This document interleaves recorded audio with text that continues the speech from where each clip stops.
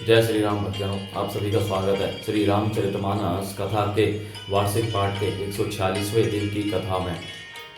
पाठ आरंभ करने से पूर्व हम शिव शंकर भोलेनाथ पार्वती माता को प्रणाम आह्वान करते हैं, जिन्होंने सर्वप्रथम श्री राम नाम की रचना की। तत्पश्चात सभी गुरुजनों, सभी देव देवताओं को भी प्रणाम आह्वान करते हैं, वे भी हमारी श्री रामचरितमानस में सम्मिलित हों और हमें अपना आशीर्वाद प्रदान करें।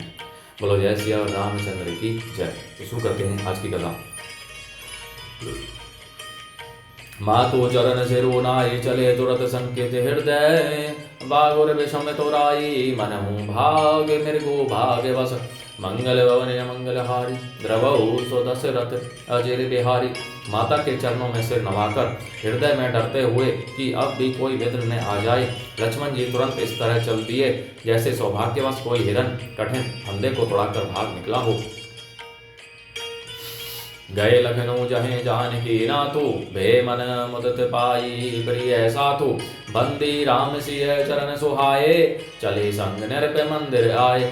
लक्ष्मण जी वहां गए जहां श्री जानकी नाथ जी थे और प्रिय का साथ पाकर मन में बड़े ही प्रसन्न हुए।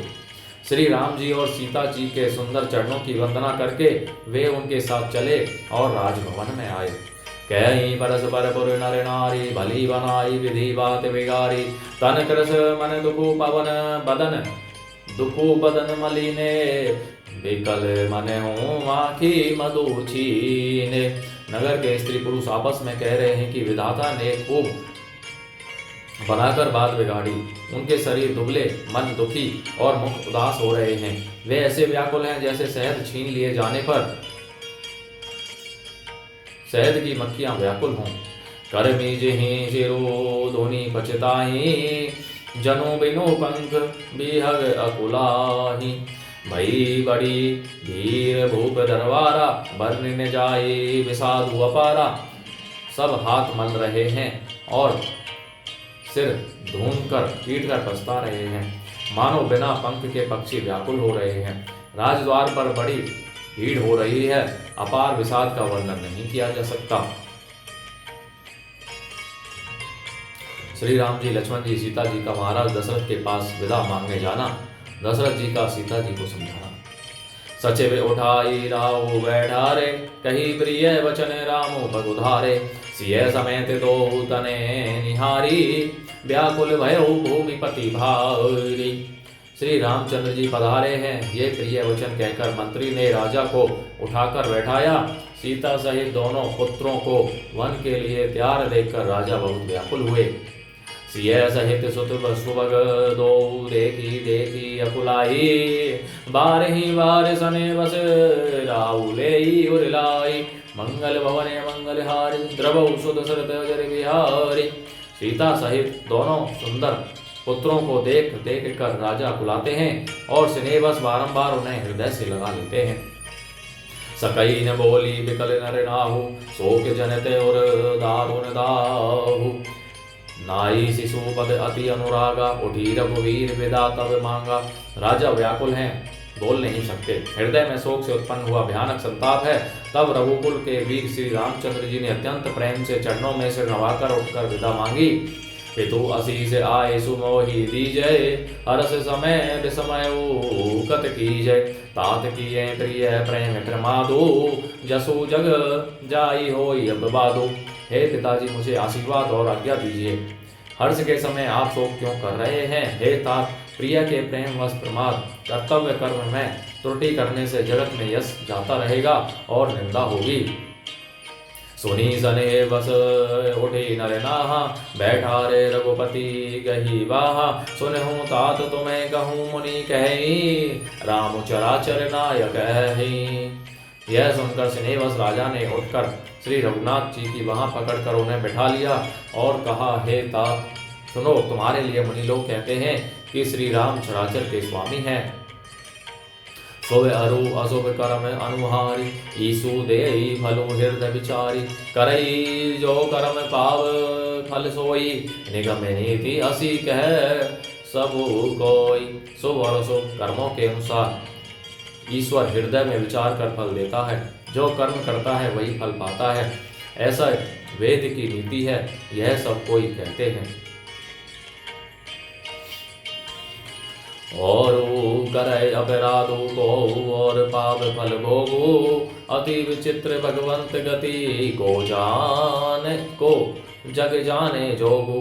मंगल भवनीय मंगलहारी द्रवौ सुदशरथ अजय रे बिहारी। किंतु इस अवसर पर तो इसके विपरीत हो रहा है। अपराध तो कोई और ही करे और उसके फल का भोग कोई और ही पावे। भगवान की लीला बड़ी ही विचित्र है, उसे जाने योग्य जगत में कौन है। राय राम राखन हित लागी, बहुत उपाय किए छलो त्यागी। लखी राम रूख रहत न जाने, धर्म धुरंधर धीरे सयाने। राजा ने इस प्रकार श्री रामचंद्र जी को रखने के लिए छल छोड़कर बहुत से उपाय किए, पर जब उन्होंने धर्म धुरंधर धीर और बुद्धिमान श्री राम जी का रूप देख लिया और वे रहते हुए ने जान पड़े, तब निर्पिसिय लाई उर लीनी। अति हित बहुत भांति सीख दीनी। कही बन के दुख तुसे सुनाए, सासु ससुर पितु सुख समुझाए। तब राजा ने सीता जी को हृदय से लगा लिया और बड़े प्रेम से बहुत प्रकार की शिक्षा दी। वन के दुसे दुख कहकर सुनाए, फिर सास ससुर पिता के पास रहने के सुखों को समझाया। सिय मनु राम चरण अनुरागा, गरु ने सुगमु बनु विस्मु लागा। और अब सब ही सिय समुझाई, कही कही विपिन विपत्ति अधिकाई। परंतु सीता जी का मन श्री रामचंद्र जी के चरणों में अनुरक्त था, इसलिए उन्हें घर अच्छा नहीं लगा और न वन भयानक लगा। फिर और सब लोगों ने भी वन में विपत्तियों की अधिकता बता बताकर सीता जी को समझाया। सचिव नारी बुरे नारी सयानी, सहित सने कहीं मृदु वानी। तुम्हें कहूँ तो ने दीने वनवासो, करहु जो कहीं ससुर गुर सासो। मंत्री सुमंत्र जी की पत्नी और गुरु वशिष्ठ जी की स्त्री अरुंधति जी तथा और भी चतुर स्त्रियां स्नेह के साथ कोमल वाणी से कहती है कि तुमको तो राजा ने वनवास दिया नहीं है, इसलिए जो ससुर गुरु और सास कहें तुम तो वही करो। सीख सीते लिहित मधुर मृदु सुनी, सीते ही ने सुहानी। शरद चंद चंदनी, लगत जनु चकई अकुलानी। मंगल भवने मंगलहारी, द्रवौ सुदशरथ अजय रे बिहारी। यह शीतल हितकारी मधुर और कोमल सीख सुनने पर सीता जी को अच्छी नहीं लगी। वे इस प्रकार व्याकुल हो गई मानो शरद ऋतु के चंद्रमा की चांदनी लगते ही चकई व्याकुल हो रही हो। बोलो जय श्री रामचंद्र की जय। शिव शंकर भोलेनाथ जय, पार्वती माता की जय, सभी गुरुजनों सभी देव देवताओं की जय। तो भक्तजनों, आज की कथा का विराम यहीं पर होता है। बोलो जय श्री रामचंद्र की जय।